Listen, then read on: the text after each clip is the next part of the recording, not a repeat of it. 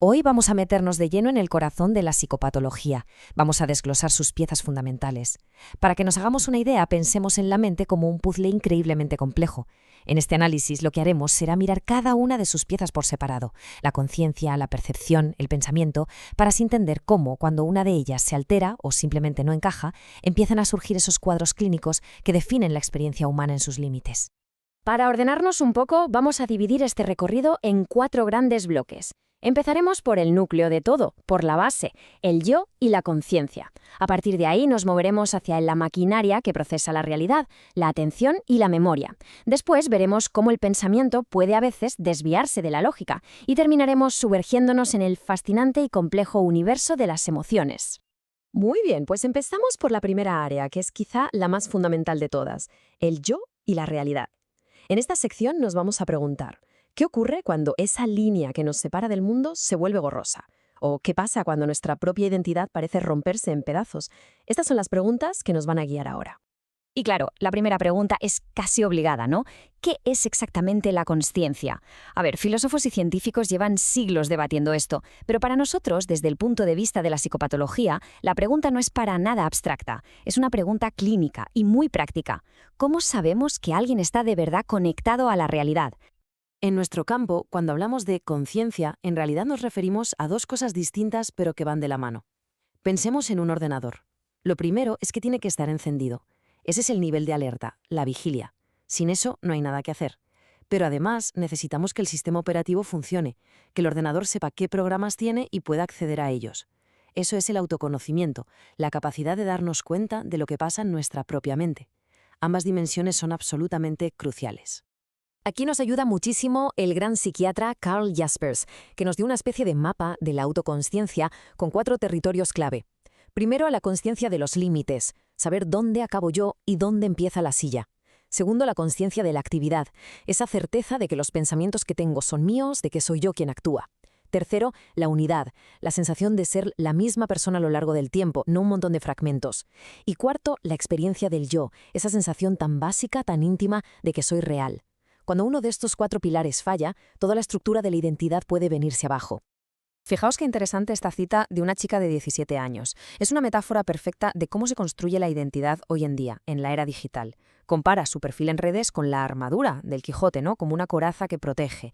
Detrás de esa máscara digital se puede crear un yo ideal, un yo a la carta, protegido de las críticas.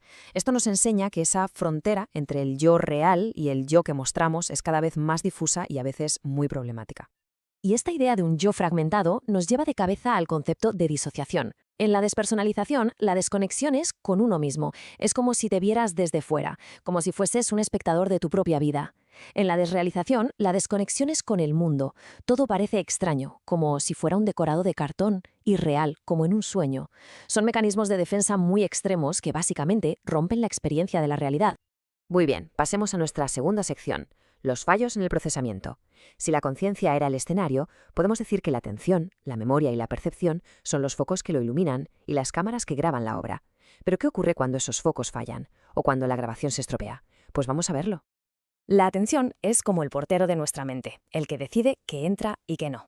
Y puede fallar de 2 maneras totalmente opuestas. Por un lado, la inatención. El portero se vuelve demasiado estricto y la persona se queda encerrada en su mundo interior, dándole vueltas a lo mismo, como pasa en la rumiación depresiva. Y por otro, la distraibilidad. El portero se va y deja la puerta abierta de par en par.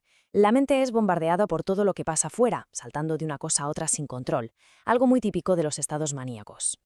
Y de la atención pasamos a la memoria, que ojo, no es solo un disco duro donde guardamos cosas. La memoria es el hilo que cose nuestro pasado con nuestro presente y nuestro futuro. Es lo que nos da una narrativa, una historia personal. Cuando ese hilo se rompe, la estructura de quienes somos se desmorona de formas verdaderamente dramáticas. Aquí tenemos 2 de las alteraciones de la memoria más impactantes casi de película. En la amnesia anterógrada, la persona no puede crear nuevos recuerdos. Su pasado está ahí, intacto, pero vive atrapada en un presente que se reinicia constantemente. En cambio, en la amnesia retrógrada, lo que se pierde es el pasado, el acceso a la propia historia, aunque a menudo se conserva la capacidad de aprender cosas nuevas.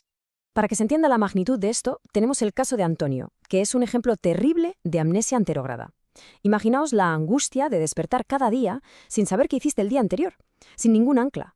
Su diario no es un hobby, Es literalmente una prótesis de memoria, la única herramienta que tiene para saber quién es.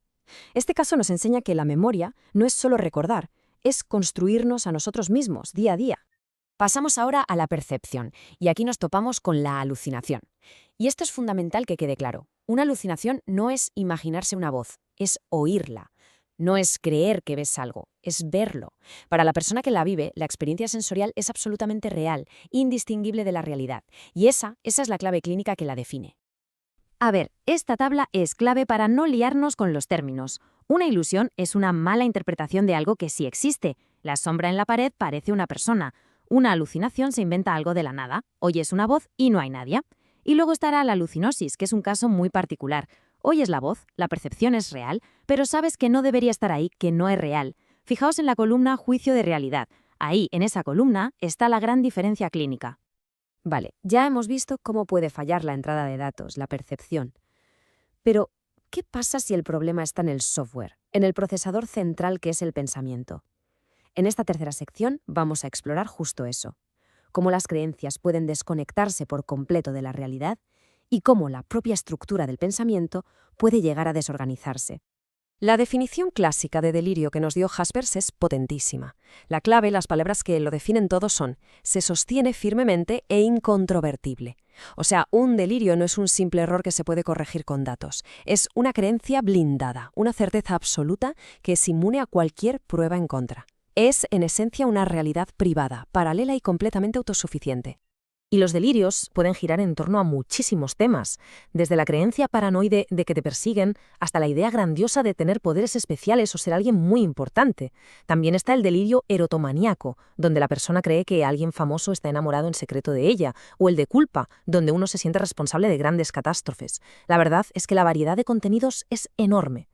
Pero es que no solo importa qué se piensa, sino también cómo se piensa. La logia es un ejemplo perfecto de esto, de una alteración en la forma del pensamiento.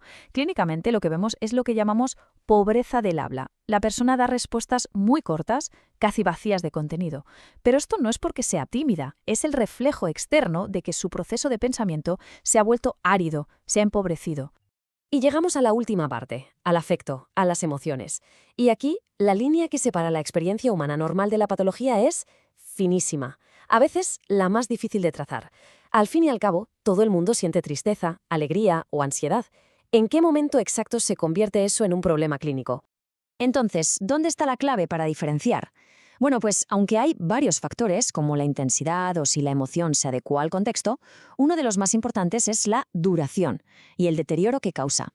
La tristeza después de una pérdida es normal, es adaptativa, pero una tristeza que se instala durante meses, que lo tiñe todo de gris y que te impide funcionar, eso ya no es una emoción. Eso es el núcleo de un trastorno depresivo. Para entender por qué las emociones tienen tantísimo poder, hay que mirar su biología. Esta es la que llamamos la vía rápida de la emoción. Ante una amenaza, la amígdala, que es como el detector de humo de nuestro cerebro, dispara una alarma antes incluso de que nuestra parte racional, la corteza prefrontal, se haya enterado de qué pasa. Es un sistema de supervivencia antiguo y rapidísimo, que nos inunda de hormonas del estrés para luchar o huir. En los trastornos de ansiedad, es como si este detector de humo estuviera estropeado y saltara todo el tiempo sin motivo. Y aquí tenemos algunos de los conceptos clave en la clínica del afecto. No hablamos simplemente de estar triste o estar contento. La anedonia es un desierto emocional, la incapacidad de sentir placer. La alexitimia es como un analfabetismo emocional, la incapacidad de ponerle nombre a lo que se siente. Y la tristeza o la alegría patológicas son estados que por su pura intensidad y persistencia se apoderan de la persona y distorsionan por completo su visión de la realidad. Y con esto llegamos a la clave de todo, ¿y esto para qué sirve para un futuro profesional de la psicología? Los grandes diagnósticos que conocemos, esquizofrenia, trastorno bipolar, depresión mayor, no son bloques de piedra, son constelaciones de síntomas. Y esos síntomas son precisamente todas estas piezas que hemos estado analizando. Aprender a identificar un delirio, una alucinación o la anedonia no es memorizar una lista, es aprender a leer el mapa de la mente cuando sufre. Así que terminamos volviendo al principio, pero con una pregunta mucho más profunda. Hemos desmontado la mente en sus componentes para entenderla, pero esto nos obliga a reflexionar sobre esa línea, a veces increíblemente fina y borrosa, que separa una experiencia normal de un trastorno. Definir esa frontera, con toda la complejidad ética y humana que conlleva, es quizá el mayor desafío al que se enfrenta cualquier profesional de la salud mental.